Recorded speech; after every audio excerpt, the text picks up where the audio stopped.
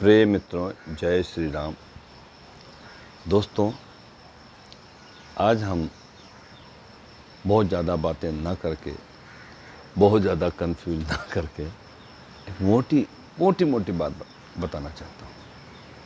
हर इंसान सुख और समृद्धि चाहता है। इस संसार में जो पैदा हुआ है वो हर इंसान सुख, समृद्धि, प्रेम, परमानंद, आनंद ये सब प्राप्त करना चाहता है। ये कैसे मिलेगा? दोस्तों, जैसे आप अपने माँ बाप को लीजिए। माँ बाप ने आपको क्यों पैदा किया?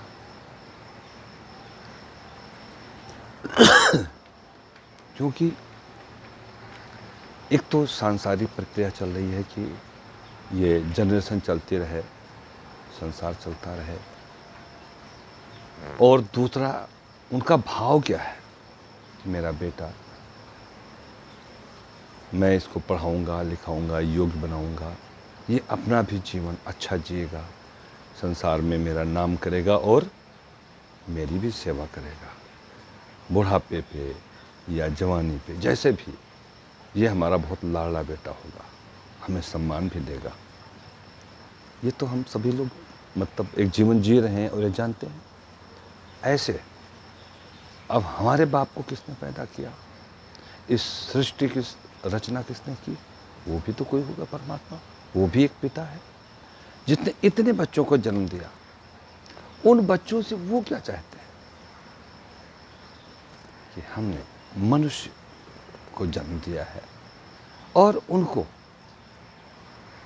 यह संसार दिया है, इतना सुंदर संसार दिया है कि वो कर्म करके आनंद लें, एक दूसरे को आनंद दें, लेकिन हमको भी ना भूलें। हमारा भी जो विधि विधान से ईश्वर भक्ति होती है, पूजा पाठ करें, ईश्वर से जुड़ें, वो बहुत खुश होंगे और फिर वो आपको और कुछ देने के लिए प्रेरित हो जाएंगे, तैयार हो जाएंगे। जैसे आप माँ बाप आपको जन्म दे दिए, पढ़ा लिखा दिए, आप उनको भूल जाएं, तो एक टाइम तो आएगा, चाहे कितने भी अच्छे माँ बाप हों, कि मैंने इसको पाल पोस के बढ़ा दिया, इतना सुंदर घर परिवार सब कुछ दिया, लेकिन ये मुझे ही भूल गया। तो दोस्तों, वो माँ बाप भी अपने उस बच्चे से द्वेष करना शुरू कर देंगे। नहीं, ये अच्छा नहीं है, अब हम इसको कुछ नहीं देंगे, अब ये निकृष्ट हो गया बालक, ये किसी काम का नहीं है। फिर भी माँ बाप के दिल में ये रहेगा कि किसी दिन सुधर जाए। ऐसे ईश्वर शक्ति है। दोस्तों, आपने सुना होगा कि बड़े बड़े ऋषि मुनि, बड़े बड़े साधु संत हमें वो रास्ता, वो मार्ग बता के गए हैं कि हम ईश्वर की भक्ति कैसे करें, ईश्वर से कैसे जुड़ें। जिन्होंने हमें ये संसार दिया है, जिन्होंने हमें जीवन दिया है, जिन्होंने मेरे भी माँ बाप को पैदा किया है, तो ऐसे शक्ति, ऐसे ईश्वर को हम कैसे याद करें? दोस्तों, सभी लोग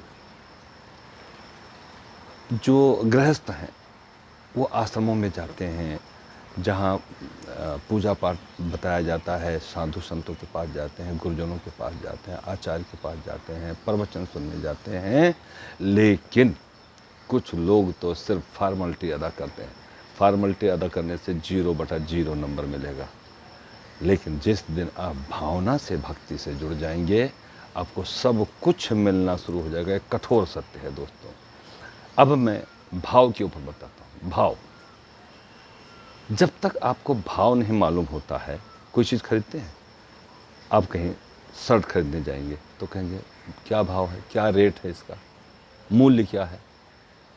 ऐसे ही आप कोई घर खरीदने जाते हैं, आप कोई फर्नीचर का बिजनेस करते हैं, जैसे मैं हूँ, भाई मेरे यहाँ जो भी कस्टमर आएगा पहले कहेगा इसका भाव क्या है टेबल का। बहुत सुंदर टेबल बनाया, बहुत महंगा बनाया, बहुत कुछ कर दिया, बहुत अच्छा लगा, लेकिन जब वो भाव पूछेंगे तभी सौदा करेंगे, अन्यथा वो चले जाएंगे। हम भाव नहीं बताते, नहीं जी बहुत बढ़िया है, ले जाओ ले जाओ, ऐसा तो दूंगा नहीं। तो कहने का मतलब, जाकी रही भावना जैसी और प्रभु मूरत देखी तिन तैसी।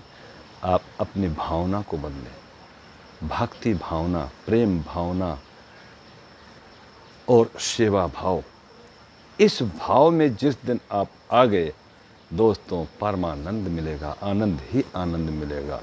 कहते हैं ना कि महाराज तुलसीदास जी ने कहा है, हरि अनंत हरि कथा अनंता, कहीं सुनहि बहु विधि बहु संता। जो हरि हैं, ये भगवान विष्णु हैं, ईश्वर है, परम शक्ति है, अदृश्य शक्ति जो है वो अनंत है, इनका कोई अंत नहीं है। किस रूप में भगवान आते हैं, राम के रूप में, कृष्ण के रूप में, परशुराम के रूप में, अनंत, शिव के रूप में, विष्णु के रूप में, ब्रह्मा जी के रूप में, सूर्य के रूप में, चंद्र के रूप में, बहुत सारे उनके अनंत, हरि अनंत हैं, हरि कथा अनंता। उनका जो जीवन में हमें दिया है, जो उन्होंने संसार को दिया है, जो वो चमत्कारिक चीज़ें उनकी हैं, हम जानते हैं, तब विस्मित होते हैं, अरे प्रभु ने ऐसा किया है।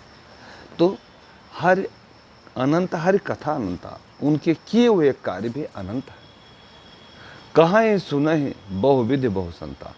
बहुत सारे लोगों से बहुत जगह प्रवचन करने जाते हैं, वो अपने तरीके से आपको मार्ग बताते हैं। साधु संत, हर साधु संत का अपना अलग मार्ग होता है कि भगवान को ऐसे जाने, ईश्वर से ऐसे जुड़ें, परमात्मा से जुड़ें, पिता से ऐसे जुड़ें। वो पिता है हमारे। तो कहीं सुने बहुविध बहु संता, बहुत सारे संत महात्मा हैं जो आपको मार्ग बताते हैं। लेकिन अगर मार्ग भटक जाए, आप मार्ग पे चलना ही नहीं चाहते हैं, तो उनका दोस्त नहीं है दोस्तों। मैं कन्फ्यूजन नहीं डालना चाहता हूँ। आपको जन्म मिला है, आप कोई घर बनाया लेते हैं तो भाव पूछते हैं ना। चलिए, ये जितने हमारे ऋषि मुनि हैं, हजारों साल पहले आप देखें, आपको किसने बताया था कि गुरुत्वाकर्षण शक्ति इस पृथ्वी में है? ये नक्षत्रों का ज्ञान किसने दे दिया? ये सूर्य चंद्र आकाश, इसके बारे में ज्ञान किसने दे दिया? और विज्ञान के बारे में शैल चिकित्सा किसने शुरू कर दी? 1,00,000 जड़ी बूटियों का ज्ञान किस ऋषि मुनि को था? ये मानेंगे ना? अगर ये मानते हैं तो उन्हीं ऋषि मुनियों का परमात्मा के बारे में बताया। हमारे वेद शास्त्र हैं, उन सब में वर्णन है, सब कुछ है, लेकिन जानना नहीं चाहते। आपका भाव है कि जाइए बस कथा वार्ता कर लें। भाव ये है कि दिखावा भाव नहीं होता, भावना में भगवान होते हैं। जिसको कोई पूजा अर्चना करनी नहीं आती है, वो भी अगर भावना से भगवान को मानते हैं, ईश्वर को। एक पत्थर में क्या दोस्तों मंदिर कौन बनाता है? इंसान। उसमें भगवान जो मूर्ति रखते हैं, उसको तराशता कौन है? इंसान। फिर उसकी पूजा कौन करता है? इंसान। और फिर पूजा में अगर भाव ना हो तो ये सब कार्य व्यर्थ हो जाता है। पूजा में, उसी पत्थर में भगवान, जिसको कहते हैं